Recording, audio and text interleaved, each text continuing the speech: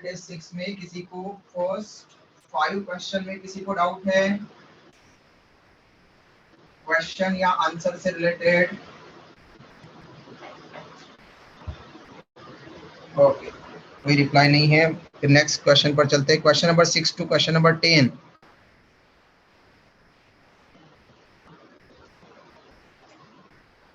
Question number 6 to question number 10 तक किसी को डाउट है?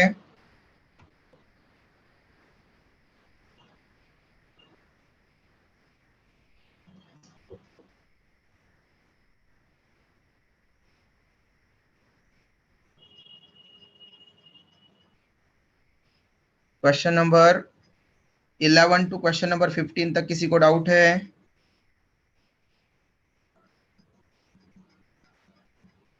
Hello, I am audible? May I audible बेटा? Yes sir. Yes sir. Okay,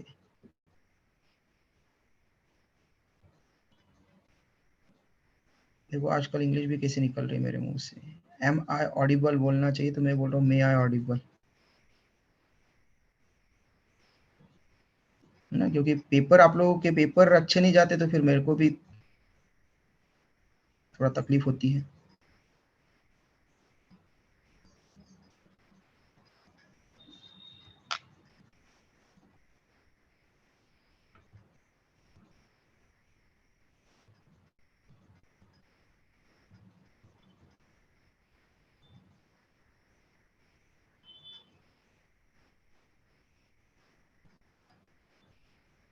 okay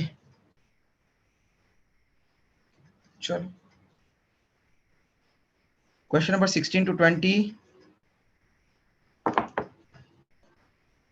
paper अच्छा भी नहीं गया है और डाउट भी नहीं है, ये दोनों चीजें थोड़ी हो सकती है बेटा एक साथ।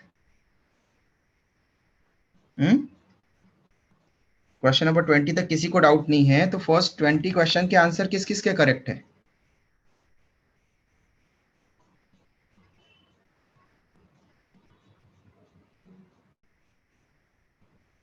कोई डाउट नहीं है फर्स्ट 20 क्वेश्चंस में? सर क्या बेटा?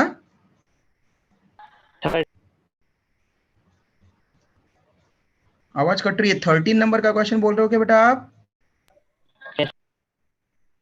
Okay, question number 13। Through capillaries which component of blood do not enter the tissues? Okay, blood capillaries है। Okay, blood capillaries, blood capillaries tissue को ब्लड सप्लाई, टिश्यू को वहां पर न्यूट्रिएंट सप्लाई करती रहती है ब्लड की हेल्प से। तो कोई भी टिश्यू की सेल्स के पास में एक ब्लड कैपिलरी होगी। ओके, तो यहाँ पर आर्टेरियोल से ब्लड आता है,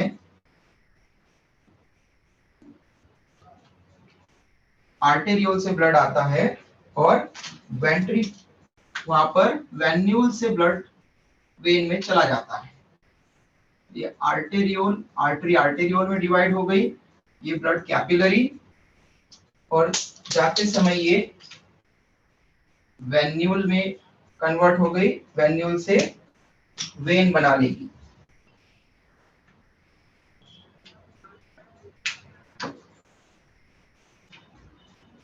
वेन्यूल से ये आगे वेन बना लेगी। तो इसके अंदर जो ब्लड फ्लो हो रहा है,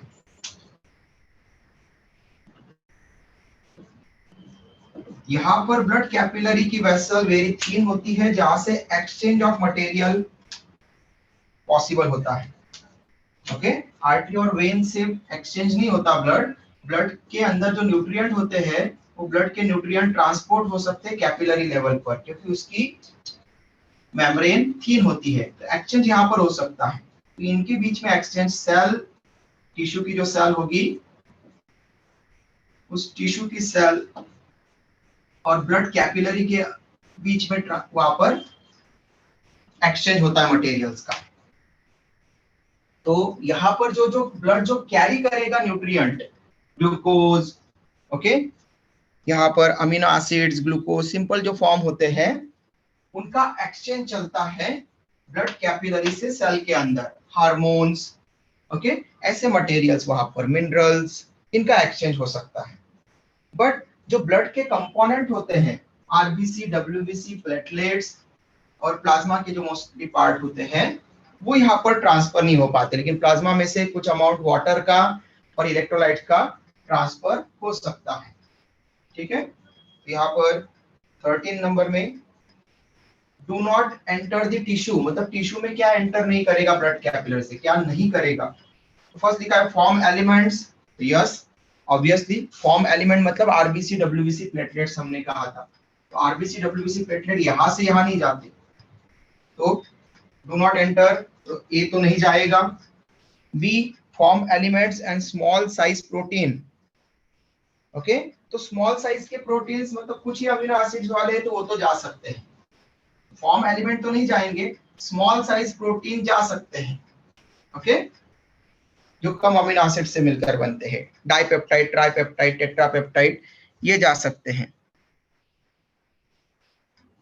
ओके, प्रणय बोल रहा है कि मेरी आवाज नहीं आ रही, उसको मैसेज किया है प्रणय ने।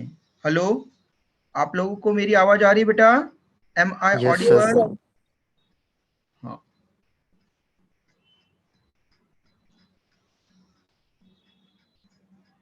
Form elements and small size protein, तो स्मॉल साइज प्रोटीन जा सकते हैं, डाइपेप्टाइड, ट्राइपेप्टाइड, पेंटापेप्टाइड ऐसे जा सकते हैं, सिंपल अमीनो एसिड से बने हुए।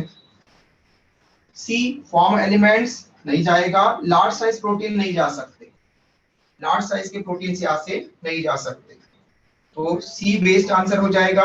D form elements and all proteins, okay, तो स्मॉल साइज के प्रोटीन्स कुछ फ्यू अमीनो एसिड्स वाले जा सकते हैं, देयरफॉर आंसर होना चाहिए बेटा सी, 13 का सी।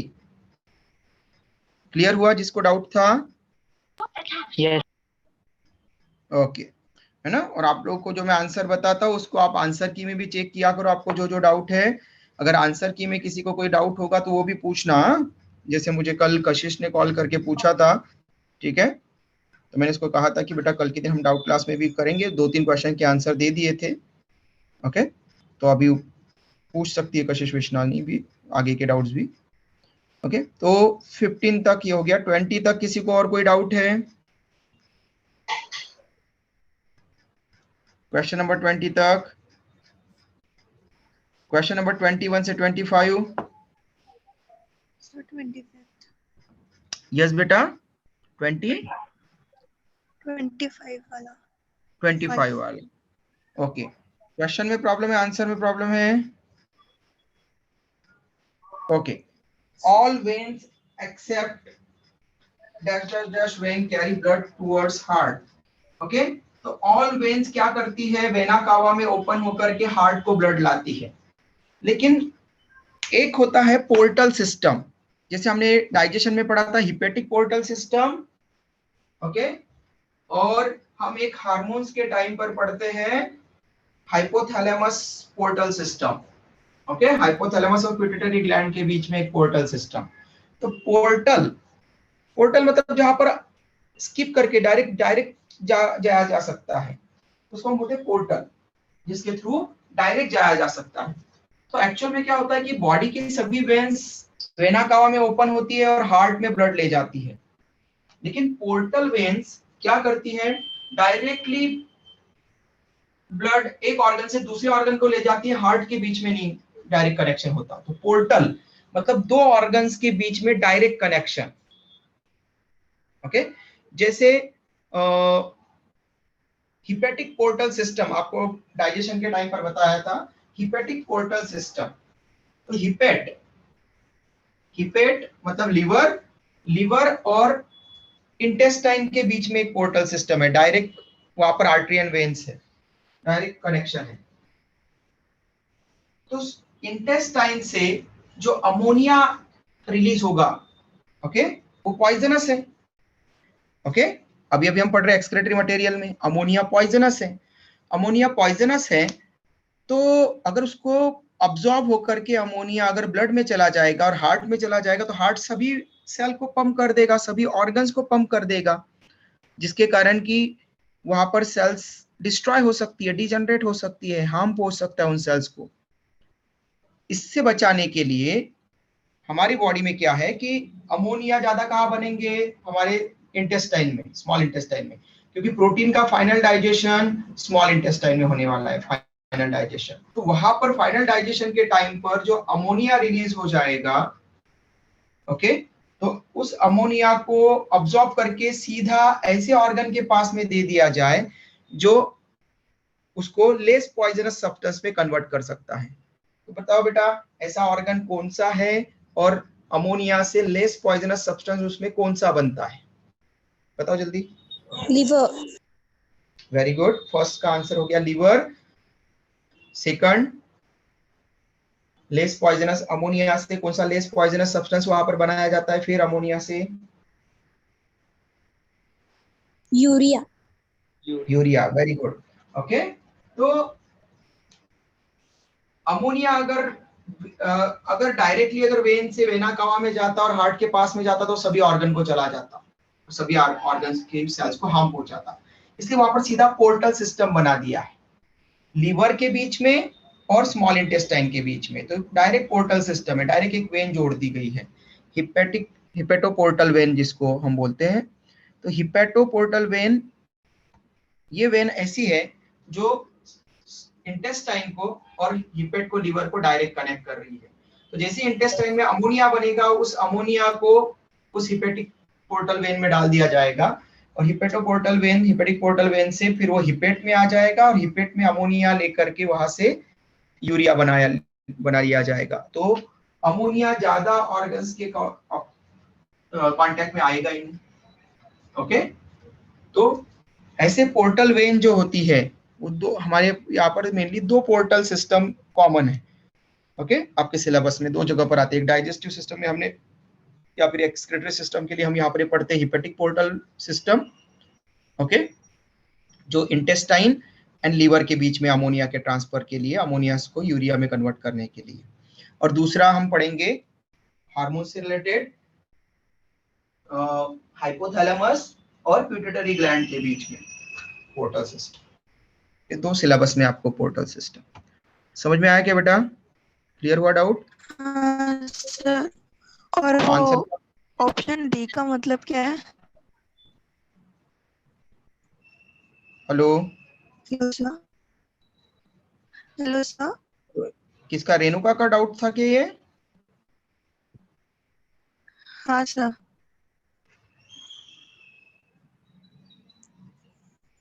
हेलो हाँ बोलो बेटा। सर, ऑप्शन डी का मीनिंग जानना था। ऑप्शन डी का, ऑप्शन डी क्या है? एक सेकंड, पेपर ओपन करना दो मैं, paper, option all veins except, option D है jugular veins. Okay, jugular veins मतलब बेटा ऐसी वेन्स जो हमारे हेड के बैक वाले रीजन से नेक को वहां पर जो जाती है, तो नेक वाले रीजन को जो वेन्स रहती है ना यहाँ पर, इनको बोलते हैं jugular veins. Okay, cervical region की। फिर वो भी वेना का थ्रू जाती है उसके ब्लड वगैरह। हाँ बेटा, वेना कवा में ही जाएगी, सुपीरियर वेना कवा में जाएगी ना वो। Okay sir. ठीक है, हाँ सर। तो आंसर हो जाएगा हाँ। हिपेटिक पोर्टल वेन, यहाँ पर hepatic when, sorry portal vein, portal vein होगी। हिपेटिक वेन तो डायरेक्टली वेना कवा में ओपन होगी, हिपेटिक पोर्टल वेन अगर होती तो पोर्टल वेन आपका आंसर होना चाहिए 25 का ए। Okay 30 sir. तक, 30 तक किसी को डाउट है?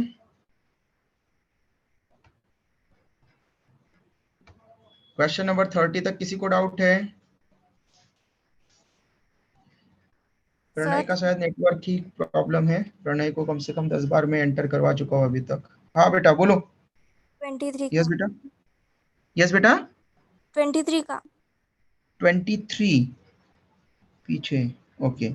During recording electrocardiogram, okay, ECG record करते समय patient is connected to 3 electrical leads, these positions are. बेटा आपने कभी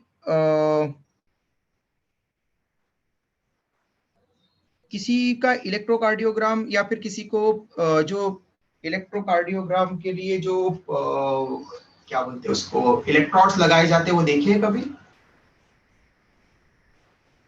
टीवी में वगैरह देखे। हाँ, तो कहाँ पर, आपको कहाँ पर लगा हुआ दिखा था पहले? तो ये देखो, रिस्ट में। रिस्ट में, ओके, और एंकल में। एंकल में। जिसको भी इलेक्ट्रोकार्डियोग्राफ, वहां पर इलेक्ट्रोड लगाए जाते हैं यूजुअली, उसको सबसे पहले तो, क्योंकि इलेक्ट्रोकार्डियोग्राफ में सबसे पहले तो सबसे पास में कौन सा बॉडी पार्ट होंगे बेटा उसके, एक्सटर्नल बॉडी पार्ट? रिस्ट वगैरह। हम्म, सर सर उसका आंसर डी लिखा है ना आपने? किसका बेटा, क्वेश्चन का? 23 क्वेश्चन का। राइट एंकल और and both wrist.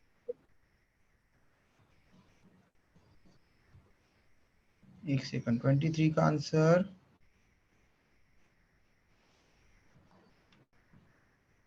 during recording electrogram, patient is connected to 3 electrical leads. These positions are, वो आंसर तो सर ने ले लिया है डायरेक्टली, आप लोगों को आंसर्स देने के लिए उसी टाइम पर मैंने जो क्वेश्चन दिए थे वहां से, उनका क्वेश्चंस का आंसर्स मुझको टेली करना बाकी है, तो इसीलिए मैं आपको यहाँ पर पूरी क्लास यहाँ पर ले रहा हूँ, ताकि आप लोगों के डाउट भी क्लियर हो जाए और जो जो आंसर्स में आपको प्रॉब्लम है वो भी सॉर्ट आउट हो जाए।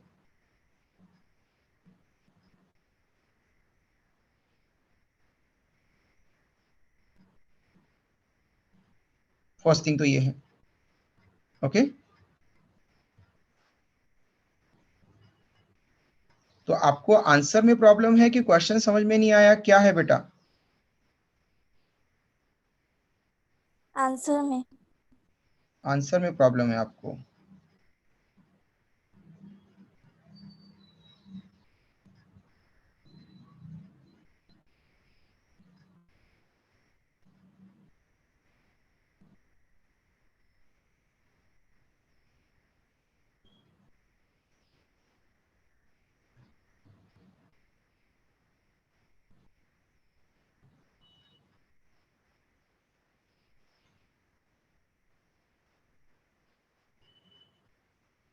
ओके, तो सबसे पहली बात तो यह है बेटा कि जनरली जो 3 लेड इलेक्ट्रोड यूज किया जाता है, ओके, ये जनरली 3 लेड वाला इलेक्ट्रोड यूज किया जाता है, लेकिन कुछ कुछ मैक्सिमम कंडीशंस में प्रॉपर चीजों के लिए 12 लीड इलेक्ट्रोकार्ड, वहां पर लेड इलेक्ट्रोड भी यूज किए जाते हैं, 12, ओके।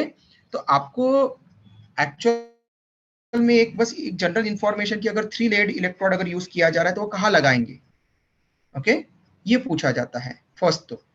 अब इलेक्ट्रोड वहां पर ईसीजी के लिए लगाया जा रहा है, ओके, 12 इलेक्ट्रोड अगर लगाए जाएंगे,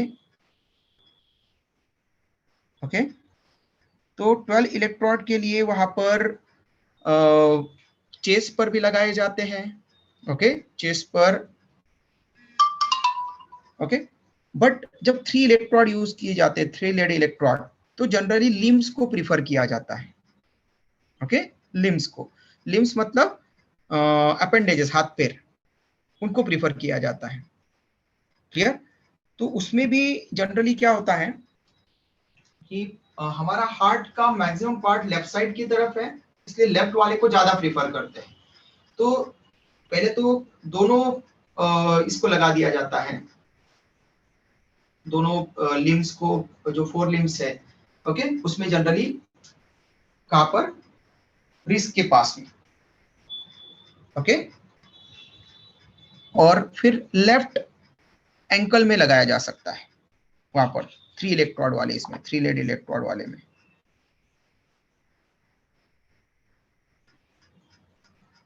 तो आपको आंसर होना चाहिए, एक सेकंड, उसमें पेपर कहाँ चला जाता है, सर करेक्ट है। तो उसका आंसर होना चाहिए both wrist and left ankle, A वाला आंसर होना चाहिए बेटा। ठीक आपके है सर। आंसर की में क्या दिया है, आपके आंसर की में क्या दिया है? Sir correct. वही है। सर वही है ना? मिसअंडरस्टैंड। ओके ओके, सर समझ में आ गया ना बेटा? Yes sir. हाँ, क्या बेटा अद्वैतेश? कौन पूछ रहा था क्वेश्चन? किसी की आवाज आ रही थी बीच में, बोलो क्या पूछ रहे हो? हेलो, किसी की आवाज आ रही थी बेटा, कोई कुछ पूछ रहा है क्या?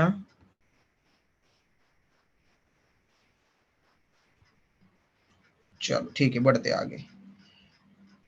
30 तक है, फिर किसी को कोई क्वेश्चन? क्वेश्चन नंबर 30 तक? Okay, question number 35। Question number 35।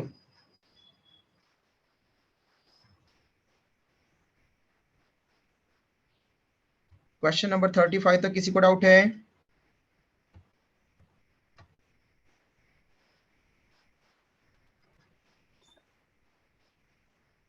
Question number 35 तक किसी को डाउट है?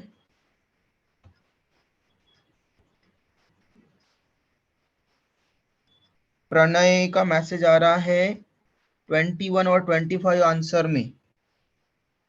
प्रणय को 21 और 25, तो 25 वाला तो एक्सप्लेन कर दिया ना बेटा प्रणय अभी।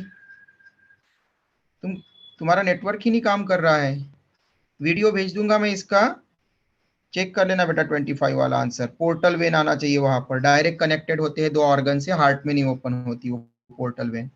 21 का तुमको बता देता हूँ। Identify the incorrect information, stroke volume 70 ml, तो यस, एक बार में हार्ट बीट जितना ब्लड पंप करती है उसको हम स्ट्रोक वॉल्यूम बोलते हैं, और वो 70 ml होता है, इसलिए पहला करेक्ट है। आपको इनकरेक्ट चूज करना है।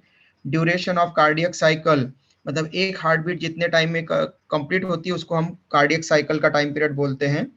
तो duration of cardiac cycle 0.8 second, तो यस करेक्ट है। कार्डियक आउटपुट, कार्डियक आउटपुट लिखा है 5 लीटर पर सेकंड, जबकि कार्डियक आउटपुट होता है 5 लीटर पर मिनट, एक मिनट में, तो यहाँ पर सेकंड लिखा है, तो रॉन्ग हो गया। ओके, ये आपका आंसर होना चाहिए। हार्ट रेट लिखा है 72 बीट्स पर मिनट, तो ये करेक्ट है। तो प्रणय सी वाला आंसर होना चाहिए बेटा 21 का। Okay sir. अब कोशिश करना बेटा कि तुम्हारा अगर आवाज आ रहा है, नेटवर्क क्लियर होगा तो आप माइक से क्वेश्चन पूछो। मैसेज पर थोड़ा बच्चों को डाउट बताते समय, अगर मैं यहाँ पर लैपटॉप के पास में ना हो तो फिर मैसेज पर लेट ध्यान जाता है बेटा। Okay, yes sir. 35 तक क्वेश्चन है किसी को?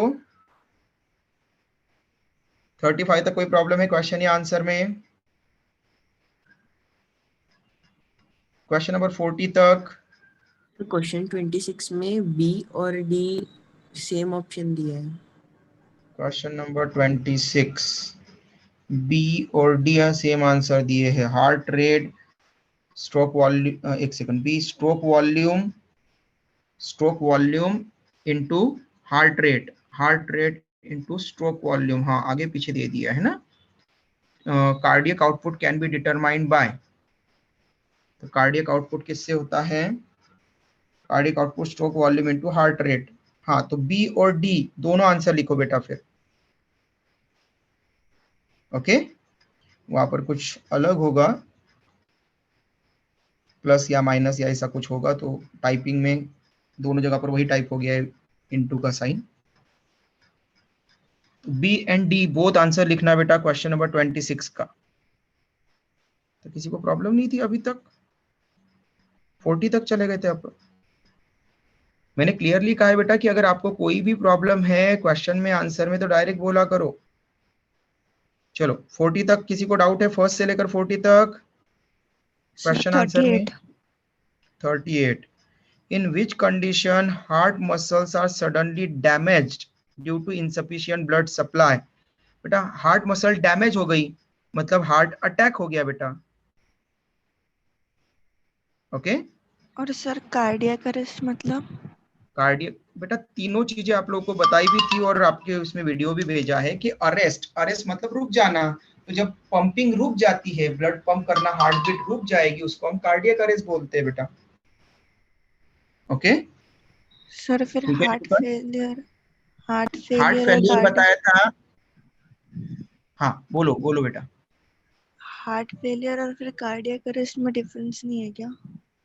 है ना बेटा, तीनों टर्म्स बताई थी, तीनों में अलग अलग डिफरेंस बताया था। हार्ट अटैक, अटैक तुम्हारे ऊपर किसी ने अटैक किया तो तुम्हारी बॉडी को कुछ डैमेज होगा कि नहीं होगा? होगा। है ना। तो उसी तरह से हमने बोला था हार्ट अटैक का मीनिंग है कि हार्ट में अगर किसी हार्ट की मसल या हार्ट की वॉल की जो मसल्स है उनको डैमेज हुआ किसी भी रीजन से, मेनली ब्लड सप्लाई कम आने से होता है यूजुअली। तो अगर हार्ट की मसल डैमेज होगी कोई तो हम बोलेंगे कि वो हार्ट अटैक है, हार्ट फेल्यूर। ओके। अब समझ लो 40 मार्क्स से पास होने के लिए, ओके, और किसी स्टूडेंट की अगर 38 मार्क्स आए तो पास है कि फेल है बेटा रेणुका? वो फेल। फेल है ना। तो इसको हाँ। बोलते हैं हार्ट फेल्यूर। जब हार्ट को जितना ब्लड वहां पर पंप करना है उतना वो कंप्लीट ब्लड पंप नहीं कर पाता, तब हम बोलते हैं कि हार्ट फेल्यूर है। ओके, समझ में आया? हाँ सर। और कार्डियक अरेस्ट, अरेस्ट किसी क्रिमिनल को अरेस्ट कर लिया तो क्या वो अपनी क्रिमिनल एक्टिविटीज को डायरेक्टली कर पाएगा Abhish? No sir. Actively actively engage होगा क्या वो क्रिमिनल एक्टिविटीज में अभी, अगर उसको नो। अरेस्ट कर लिया तो? नहीं ना। तो अरेस्ट, अरेस्ट मतलब कि एक्टिविटी रुक जाना। तो हार्ट की पंपिंग एक्टिविटी है तो हार्ट बीट रुक गई, हार्ट पंपिंग रुक गया तो हार्ट ही पूरा बंद हो गया है, उसको हम बोलते हैं कार्डियक अरेस्ट। समझ में आया ओके क्या सर। तीनों में डिफरेंस? हाँ सर। ओके, चलो नेक्स्ट।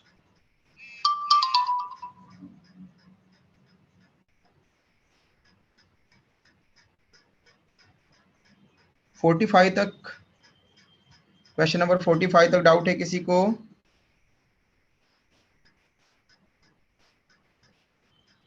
क्वेश्चन नंबर 45 तक, क्वेश्चन नंबर 1 से लेकर 45 तक किसी को क्वेश्चन आंसर में डाउट है?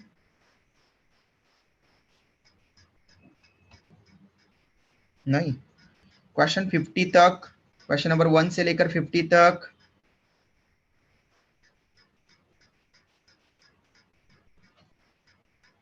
क्वेश्चन नंबर 1 से लेकर क्वेश्चन नंबर 50 तक डाउट,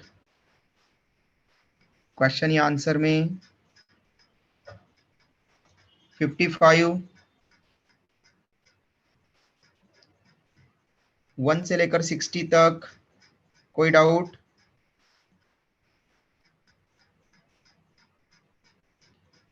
कोई डाउट नहीं, मतलब यहाँ तक करेक्ट होना चाहिए फिर आंसर आप लोगों के। Very good. मैंने पूछा कि सबका अच्छा गया क्या, तो उसमें भी हाँ नहीं थी आप लोगों की। आप लोगों के पास में अभी 4-5 मंथ ही है बेटा, ठीक है, यही टाइम पीरियड है पढ़ने का। और इस टाइम पीरियड में अगर आप अगर वहां पर क्वेश्चंस अगर नहीं पूछेंगे, क्वेश्चंस जो डाउट बच गए वो नहीं पूछेंगे, जो आप प्रिपरेशन कर रहे हैं वो कैसी चल रही है, वो क्लैरिटी नहीं रहेगी आपके पास, कितनी प्रिपरेशन करना है, कैसे क्वेश्चन में कहाँ पर डाउट आया था, ठीक है, तो आपकी प्रिपरेशन बराबर नहीं चल रही है इसका मतलब, ये ध्यान रखो।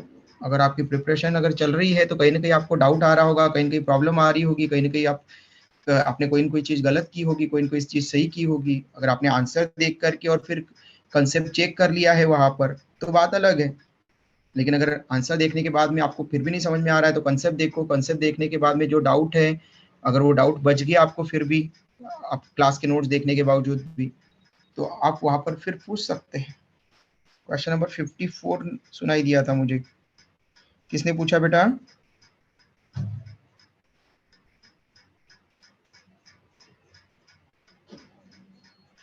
हेलो?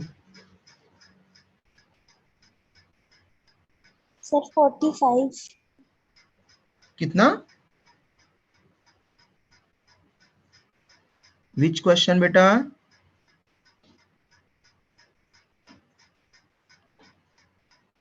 Thirty five. एक क्वेश्चन किसी ने मैसेज करके 54 पूछा है, शायद जिज्ञासा ने पूछा। और आप जो बोल रहे हो वो क्या बोल रहे हैं, 35 बोल रहे हैं क्या बेटा आप? हेलो? किसने बोला, मुझे प्रॉपर समझ में नहीं आया। 35 बोला क्या किसी ने क्वेश्चन? हेलो,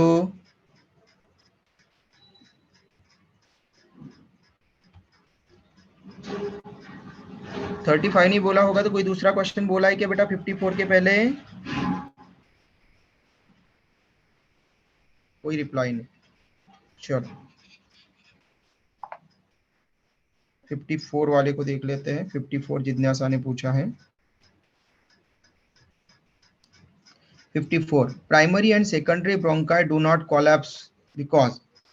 ओके, तो फर्स्ट तो बेटा जिज्ञासा प्राइमरी और सेकेंडरी ब्रोंकाई क्या होते हैं बताओ तो जरा।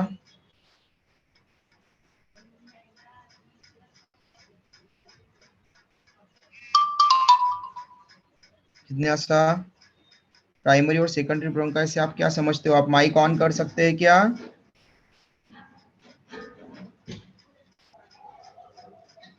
सेजल ने पूछा है 45 वाला क्वेश्चन। ओके 45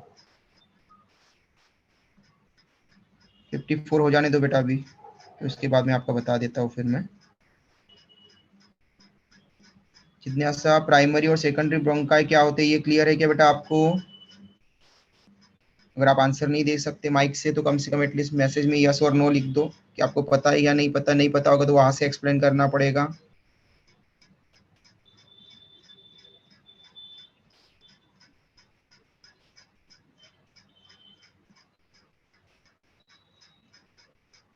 जिज्ञासा यस और नो तो टाइप कर दो बेटा एटलीस्ट, या बोल दो प्राइमरी और सेकेंडरी ब्रोंकाई पता है या नहीं। ओके नो सर लिखा है, ठीक है।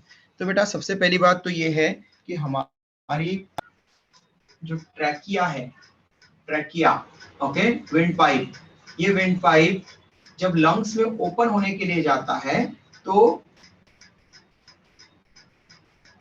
थर्ड और फोर्थ थोरेसिस वर्टिब्रा के पास में जाकर के बाइसेक्टेड हो जाता है। ओके, बाइसेक्टेड हो जाएगा मतलब दो पार्ट्स में डिवाइड हो जाएगा।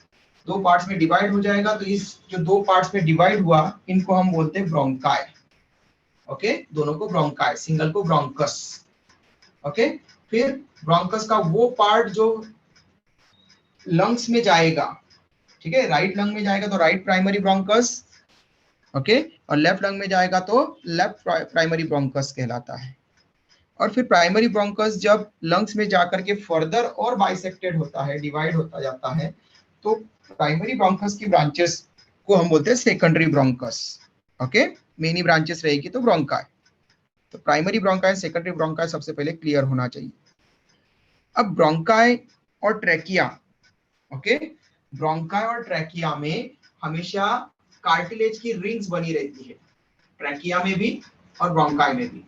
तो ये पूरी तरह से कोलैप्स नहीं हो सकते, लेकिन हाँ बंद, थोड़ा सा इनमें प्रेशर के कारण ये बंद हो सकते, चॉक हो सकते हैं। ओके, तो ट्रैकिया में क्या होती है? सी शेप रिंग होती है, सी शेप रिंग होती है। सी शेप मतलब ये पीछे की तरफ से बाइंड नहीं होती, आगे की तरफ से ऐसी ऐसी दिखेगी, सी शेप कार्टिलेजनस रिंग्स। ओके, यहाँ पर ऐसी, तो पीछे की तरफ से खुली है, इसलिए ट्रैकिया पीछे की तरफ से कोलैप्स वहां पर, यहाँ पर चांसेस है उसके।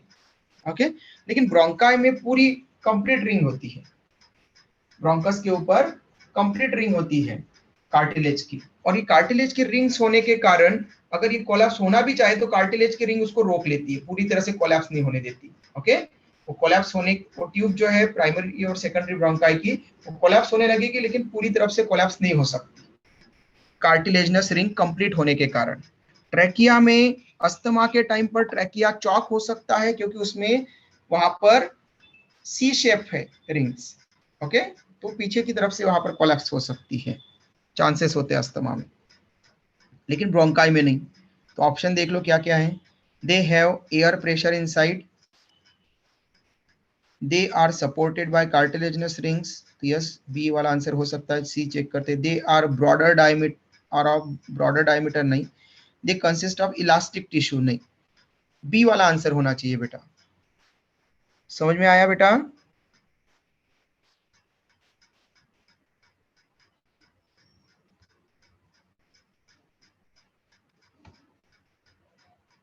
ओके, जिज्ञासा ने यस भेजा है, ठीक है। फिर उसके बाद में सेजल ने भेजा था 45 वाला क्वेश्चन नंबर, 45 वाला। A standard ECG is given in the diagram. ठीक है, select the correct option. इसमें A दिखा रहा है P वेव को, B C D दिखा रहा है QRS कॉम्प्लेक्स को, और E दिखा रहा है वहां पर T वेव को, और वापस से जो A है वो क्या दिखा रहा है, P वेव दूसरे वहां पर इलेक्ट्रोकार्डियोग्राम की। कितना क्लियर हुआ बेटा सेजल, डायग्राम में क्या दिया है तो? सेजल इतना क्लियर हुआ क्या बेटा डायग्राम में? हेलो, चलो नेक्स्ट आगे। फिर क्या बोला है, select the correct option. A option में लिखा है ए पी वेव, करेक्ट है। एंड ऑफ एट्रियल सिस्टोल तो रॉन्ग हो गया ना, स्टार्टिंग ऑफ एट्रियल सिस्टोल है वो तो। ओके, ए वेव, ए मतलब पी वेव, और पी वेव में एट्रियल सिस्टोल स्टार्ट होता है, एट्रियल सिस्टोल को दिखाती है वो, डीपोलराइजेशन को दिखाती है, तो स्टार्टिंग है वो। एंड लिख रहा है यहाँ पर, एंड तो ई वाले में स्टार्टिंग में होगा, मतलब टी वेव के बिगिनिंग में होता है, तो ए रॉन्ग हो गया। करेक्ट ऑप्शन चूज करने का बोला है ए टू ए, ए टू ए है ना, पीपी इंटरवल, तो यस पी से पी तक का interval.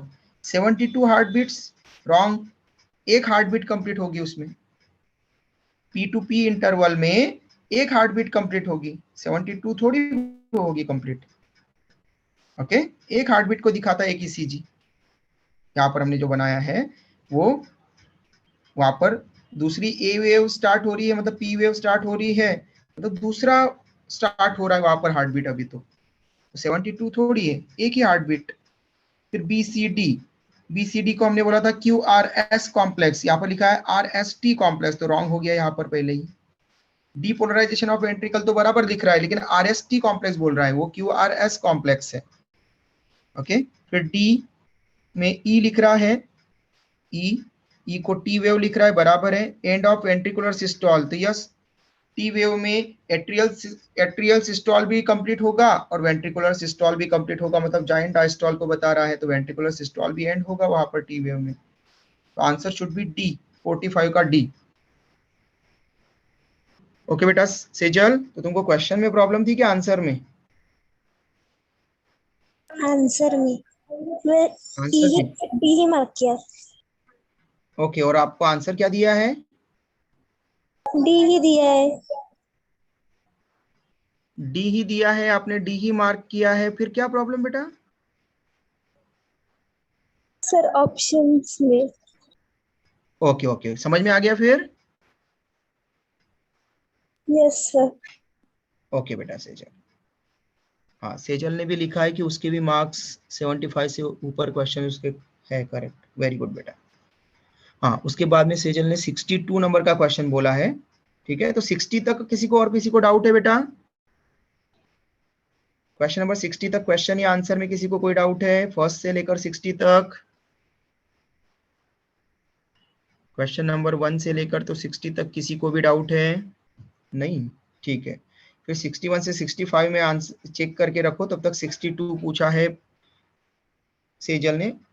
lungs do not collapse between breaths and some air always remains in the lungs which can never be expelled because, तो बेटा हमने पहले ही बोला था कि फर्स्ट ब्रीथ जब बच्चा का बर्थ होता है पार्टुरेशन के बाद में, इन्फेंट जब, तो पहली जब ब्रीथ लेता है, ओके, तो उसमें पहली ब्रीथ में जो ऑक्सीजन आ रही है उसका 1200 ml रेसिडुअल वॉल्यूम के फॉर्म में उसके एल्वियोलस के अंदर रुक जाता है, और उसको हम रेसिडुअल वॉल्यूम वहां पर रिप्रेजेंट करते हैं। ओके, तो वो रेसिडुअल वॉल्यूम हमेशा बना रहेगा एल्वियोलाई में, इसके लिए वो एल्वियोलाई कभी भी कोलैप्स नहीं होते। तो ऑप्शन है pressure in the lungs is higher than the atmospheric pressure, there is a negative pressure in the lungs, there is a negative intrapleural pressure pulling at the lungs wall, there is a positive intrapleural pressure, इंट्राप्लूरल। देखो positive pressure होगा तो pressure वहां पर क्या करेगा, push करेगा, मतलब Excel out करने की कोशिश करेगा, लेकिन निगेटिव प्रेशर क्या करेगा बेटा? निगेटिव प्रेशर इनसाइट लेने की, एयर इनसाइट लेने की हाँ कोशिश। एयर इनसाइड लेने की कोशिश करेगा। ओके, तो इस कंडीशन में जो निगेटिव प्रेशर है वो उससे रिलेटेड आपका आंसर होना चाहिए। और निगेटिव प्रेशर से रिलेटेड फिर आपके पास में 62 में दो ऑप्शन है, there is a negative pressure in the lungs और there is a negative intrapleural pressure pulling at the lung wall. तो लंग्स के अंदर है negative intrapleural, negative pressure lungs के अंदर है या इंट्राप्लूरल मतलब प्लूरल, प्लूरल मेम्ब्रेन जो लंग्स को कवर करती रहती है उसको हम बोलते हैं प्लूरल मेम्ब्रेन। ओके, लंग्स को बाहर से कवर करती रहती है वो है प्लूरल मेम्ब्रेन जिसमें प्लूरल फ्लूइड होता है और इसमें निगेटिव प्रेशर होना चाहिए। ओके, तो इंट्रा प्लूरल निगेटिव प्रेशर आपका आंसर होना चाहिए वहां पर। वो कौन सा है? सी वाला आंसर दिख रहा है मुझको, there is a negative intra pleural pressure pulling at the lung wall. Sejal समझ में आया बेटा? सी आंसर होना चाहिए। आंसर क्या दिया है आपको? सी। सी। समझ में आया क्या बेटा? Yes sir. ओके, 65 तक फर्स्ट क्वेश्चन से लेकर तो 65 तक किसी को और डाउट है?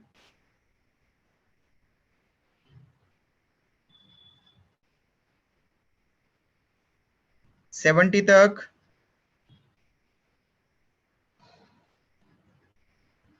क्वेश्चन नंबर 1 टू 70 तक किसी को डाउट है? क्वेश्चन नंबर 80 तक? 79 का आंसर। 79 का आंसर। ओके बेटा, binding of O2 with hemoglobin can be affected by, okay, तो partial pressure of CO2, hydrogen ion concentration, temperature, all of these answer होना चाहिए बेटा। इसका तीनों अफेक्ट करेंगे। D answer. आंसर क्या दिया है आपको? सी ऑप्शन है शायद। सी है? नहीं, चेंज करो फिर इसको। ऐसा कोई आंसर होगा तो बता देना बेटा। 79 का फिर आपको आंसर डी लिखना पड़ेगा। तीनों अफेक्ट करते हैं ना, हमने पढ़ा है ना, डिसोसिएशन कर्व पढ़ा है ना। और तो एसोसिएशन और डिसोसिएशन दोनों में क्या डिफरेंस होगा? वहां पर CO2 हाइड्रोजन आयन कॉन्सेंट्रेशन मतलब पीएच, ओके, टेम्परेचर, तीनों अफेक्ट करेंगे। क्लियर है बेटा सबको? 79 का डी आंसर होना चाहिए। चेंज कर लो आप लोग।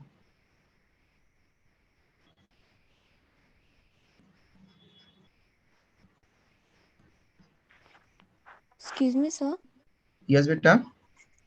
सर 77 के बाद एक क्वेश्चन में का नंबर मिसप्रिंट हुआ था, इसीलिए वहाँ पे सर ने बाद में चेंजेस करवाए थे। करवाए थे आपका क्या? ऑप्शन सही है। हाँ सर, इसीलिए वो ऑप्शन ऑप्शन सी दिखा रहा है। जो ओके, 79 है वो 78 है।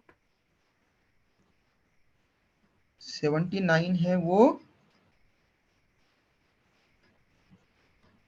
एक सेकंड, हाँ 77 के बाद में एक 80 क्वेश्चन है दिख रहा है, तो 79 वाला 80 है वो ना? जो हाँ सर। हाँ, और जो 89 वाला है उसको 90 नंबर की आइडेंटिफाई द करेक्ट स्टेटमेंट, वो 90 दे दिया है। हाँ, तो यहाँ से नंबर का चेंज करना बेटा। ठीक है, 77 में D20 ऑप्शन तक आपने लिखा है, वहां पर हीमोग्लोबिन फॉर्म्स अ कंपाउंड, ये 78, फिर उसके नंबरिंग बदल जाएंगे आगे वालों के, और जो 89 है वो 90 हो जाएगा।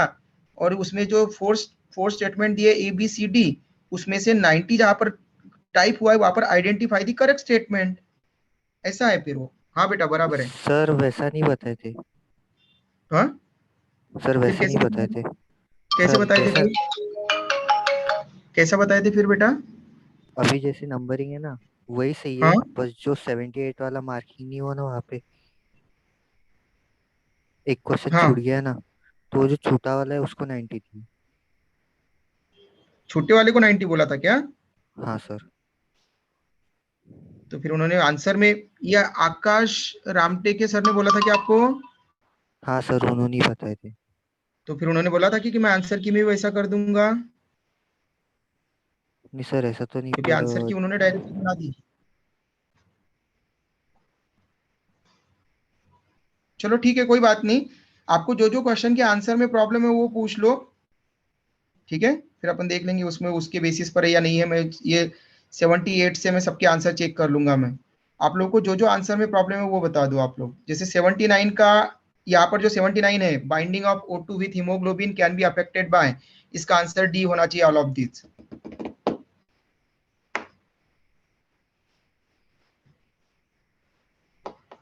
और बेटा आगे और कोई क्वेश्चन में प्रॉब्लम है?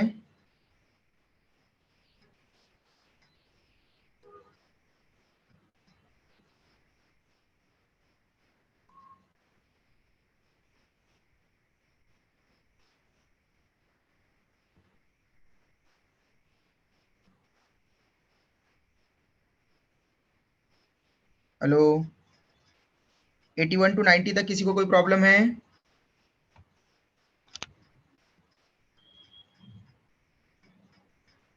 फर्स्ट से लेकर 90 तक किसी को क्वेश्चन और आंसर में प्रॉब्लम है?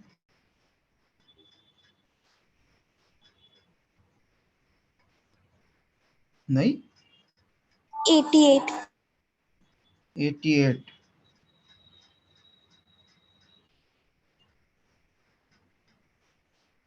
88। तो मैं 88 वाला, ये when you hold your breathe, ये वाला क्या बेटा? Yes sir. Okay, when you hold your breathe, which of the following gas changes in blood would first lead to the urge to breathe? तो बेटा सबसे पहली बात तो ये ध्यान रखो कि हमारे लिए ब्रीथ का अर्ज कौन क्रिएट करवाएगा, मतलब ब्रीदिंग किसके कारण होगी। ओके, तो उसके लिए इनिशिएटिव लेता है हमेशा CO2, कार्बन डाइऑक्साइड। ओके, ये ध्यान रखो, जब हम एक्सेल कर पाते हैं तभी हम इनहेल कर पाते हैं। अगर हमने एक्सेल नहीं किया तो हम इनहेल नहीं कर पाएंगे, ये हमेशा ध्यान रखो। ओके, तो urge for breathing it is due to CO2 concentration. तो जब हम ब्रीदिंग नहीं कर रहे हैं तो इस कंडीशन में क्या हो जाएगा, when you hold your breathe, आपने ब्रीथ होल्ड कर ली, which gas changes in blood would lead to the urge to breathe, तो CO2 से रिलेटेड होना चाहिए। ओके, तो फॉलिंग CO2 कॉन्सेंट्रेशन रॉन्ग है ना। अगर आपने रोक दिया है वहां पर ब्रीथ तो आप ऑक्सीजन नहीं ले पा रहे मतलब, और वो जो CO2 है वो आपने एक्सेल आउट नहीं किया है, इसलिए ऑक्सीजन नहीं ले पाए आप। ओके, अगर आपने CO2 एक्सेल कर दिया तो ऑक्सीजन आ जाएगा आपकी बॉडी में, और फिर ऑक्सीजन आ गया है तो रेस्पिरेशन से और CO2 बनेगा, और अब आप CO2 और एक्सेल नहीं कर पा रहे हैं, तो अल्टीमेटली CO2 आपकी बॉडी में तो बनेगा ही बनेगा वहां पर। ओके, तो CO2 का level, rising CO2 and falling O2 concentration, falling O2 concentration and rising CO2 concentration, तो बेस्ट आंसर है बेटा rising CO2 concentration. Okay, rising CO2 concentration, O2 concentration बढ़े या कम हो उससे कोई मीनिंग नहीं है। CO2 अगर एक्सेल ही नहीं होगा तो O2 आएगा ही नहीं, तो उसका कोई कॉन्सेंट्रेशन राइज या फॉल नहीं होगा वहां पर। ठीक है, CO2 का राइजिंग कॉन्सेंट्रेशन ये अर्ज कॉज कराएगा ब्रीदिंग के लिए। ओके, तो urge to breathe is caused by CO2 concentration, तो राइजिंग CO2 कॉन्सेंट्रेशन यहाँ पर होना चाहिए। 88 का डी आंसर होना चाहिए, मतलब ये जो क्वेश्चन है उसका आंसर डी होना चाहिए। क्लियर बेटा, इसका क्वेश्चन तक क्लियर हुआ?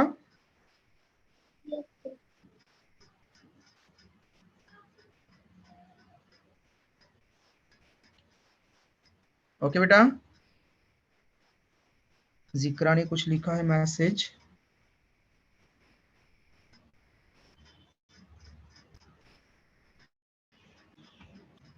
हम दूसरे कमरे में थे तो हमको नहीं बताया। ओके, तो नंबर चेंज नहीं बताया बेटा, तो जो आपका नंबरिंग है उसके बेसिस पर मैं वहां पर नंबर डाल दूंगा, और आपको नंबरिंग पूछना चाहिए ना बेटा फिर कि ये क्वेश्चन गायब है तो 90 वाला क्वेश्चन में क्या है, कैसे करना है। ओके, आप लोग को पेपर में वहां पर पूछना चाहिए था, ताकि सर वो आप बोले लोग, थे कि बताएंगे लेकिन बताए नहीं थे। तो फिर आपने आंसर्स कैसे लिखे फिर बेटा? अगर उन्होंने बताया नहीं तो आपको पूछना चाहिए था ना फिर से कि मैम बता दीजिए, सर बता दीजिए, है ना, क्योंकि इससे आपके मार्क्स का नुकसान हो सकता है, लास्ट के कुछ मार्क्स का, क्योंकि अब जो बताया गया होगा इन्फॉर्मेशन इंफॉर्मेशन उसके अकॉर्डिंग मैं नंबरिंग करके उसके आंसर अभी चेक कर लूंगा 78 से आगे की, ओके, कि उन्होंने सही दिए हैं या रॉन्ग दिए हैं। तो लेकिन बेटा आप लोगों को ये थोड़ा सा ध्यान रखना पड़ेगा कि आप लोगों को आपके मार्क्स के लिए खुद को लड़ते आना चाहिए कि नहीं, अगर नहीं बताया गया है तो आप वहां पर चेक करो कि वहां पर क्वेश्चन नंबरिंग, फिर आपने अगर नहीं बताया, बताने वाले थे लेकिन नहीं बताया, तो फिर आपने आंसर्स कैसे भरे बेटा फिर वहां पर। ये थोड़ा सा आपको ध्यान रखना है कि आपका फिर थोड़ा सा ये मोरल कम हो सकता है कि अरे हमको मार्क्स थोड़े से कम आ गए 8-10 क्वेश्चन से, अगर आपका आगे पीछे हो गया तो। क्योंकि आपको जो इन्फॉर्मेशन जो बताई गई होगी, अब मैं आकाश सर से पूछूंगा उन्होंने क्या इन्फॉर्मेशन बताई, तो आकाश रामटे के सर से, और फिर वो जो इन्फॉर्मेशन होगी उसके अकॉर्डिंग मैं आंसर चेक कर लूंगा, क्योंकि क्वेश्चन का नंबरिंग वहां पर देना है। अल्टीमेटली आपको ये ध्यान रखना है बेटा कि आप ये प्रिपरेशन नीट के लिए कर रहे हैं, एक सिंगल टेस्ट के लिए नहीं कर रहे हैं, ओके। एक सिंगल टेस्ट में आपके मार्क्स थोड़े कम हो जाए या ज्यादा हो जाए उससे कोई फर्क नहीं पड़ने वाला, लेकिन अल्टीमेटली नीट में आपके क्वेश्चन के आंसर देते आ रहे हैं या नहीं आ रहे हैं, ये भी आपको ध्यान देना है। लेकिन टेस्ट बाय टेस्ट आपको 600 मार्क्स अचीव करना है, ये भी ध्यान रखना चाहिए आपको, ओके। तो ऐसी कोई भी प्रॉब्लम आती है पेपर के टाइम पर, तो बिना आप लोग को वहां पर जो प्रॉब्लम सॉर्ट आउट नहीं होती तब तक आप उसके आंसर्स के लिए वहां पर बात करो, वहां पर कि हमको आंसर लिखना है मैडम, फिर हम आंसर कैसे लिखे उसी तरह से चेक होंगे ना सर, ठीक है। जो भी वहां पर अवेलेबल होंगे इन्विजिलेटर, उससे एक बार पूछ लिया करो ताकि वो कोऑर्डिनेट कर लेंगे एक दूसरे वहां पर ब्रांचेस से कि उनको क्या इन्फॉर्मेशन मिली है, तो ओके। तो आप लोग के मार्क्स सर वहां पर थोड़े कम ना दिखे। हाँ बेटा बोलो। सर 85 का डी है ना? क्या बेटा? क्वेश्चन नंबर 85 का डी है ना? 85। अब मैं 85 मतलब यहाँ पर जो क्वेश्चन लिखा हुआ है, आप ये नेम ऑफ क्रोनिक में क्वेश्चन का नहीं बता रहा हूं मैं आपको, क्वेश्चन में जो लिखा हुआ है उसका आंसर क्या होना चाहिए वो बता रहा हूँ। क्वेश्चन नंबर फिर वो 85 हो या कोई भी नंबर हो, name of chronic respiratory disorder ये पूछ रहे क्या आप? Yes sir. Cause mainly by cigarette smoking. तो सिगरेट स्मोकिंग के लिए हमने क्या लिखा है बेटा इसमें सिलेब अपने क्लास के नोट्स में? एम्फाइसेमा। तो ये जो क्वेश्चन है chronic respiratory disorder cause mainly by cigarette smoking, इसका आंसर होना चाहिए एम्फाइसेमा। फिर इसका क्वेश्चन नंबर 84 आए, 85 आए, 86 आए, कोई भी आए, इसका आंसर एम्फाइसेमा होना चाहिए। क्वेश्चन का आंसर क्या होना चाहिए, क्वेश्चन में कंसेप्ट क्या है वो क्लैरिटी होना चाहिए। एक दो क्वेश्चन के मार्क्स अगर आपके गए भी तो कोई इशू नहीं है, आपको क्लैरिटी होना चाहिए कि आपने क्या आंसर दिया था, ठीक है। और आपको ओवरऑल सभी टेस्ट में ये ध्यान रखना है कि अगर इनकेस अगर ऐसा कोई प्रॉब्लम कभी होता है तो आपको क्लैरिटी करवा लेना पहले कि हम कौन सा आंसर भरें, ओके। तो जेन्युइन प्रॉब्लम है, कुछ लोगों को हो सकता है ये प्रॉब्लम वहां पर, इसके बारे में कुछ लोगों को वहां पर नहीं पता होगा, ठीक है। लेकिन आप लोगों को इसको इस तरह से माइंड नहीं करना है, आपको इस तरह से कोशिश करना है उसको समझने की कि हम नीट की प्रिपरेशन कर रहे हैं और उसके लिए हमने क्वेश्चन का आंसर सही लिखा था या गलत लिखा था, ये चेक करो आप, ओके। हमें 2-4-10 मार्क्स कम या ज्यादा मिले वो ये नहीं है, लेकिन हमने क्वेश्चन का आंसर सही लिखा था या नहीं लिखा था, कंसेप्ट सही पता था या नहीं पता था, ये क्लैरिटी होना चाहिए पेपर होने के बाद में हमारे पास, ओके बेटा जिक्रा।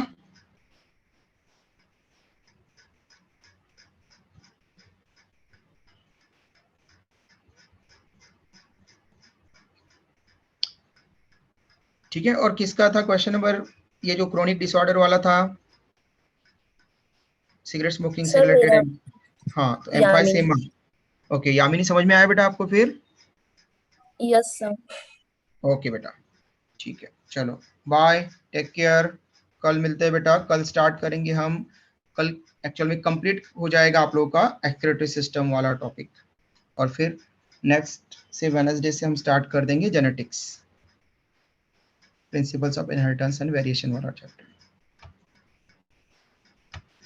बाय बेटा, टेक केयर। Bye sir.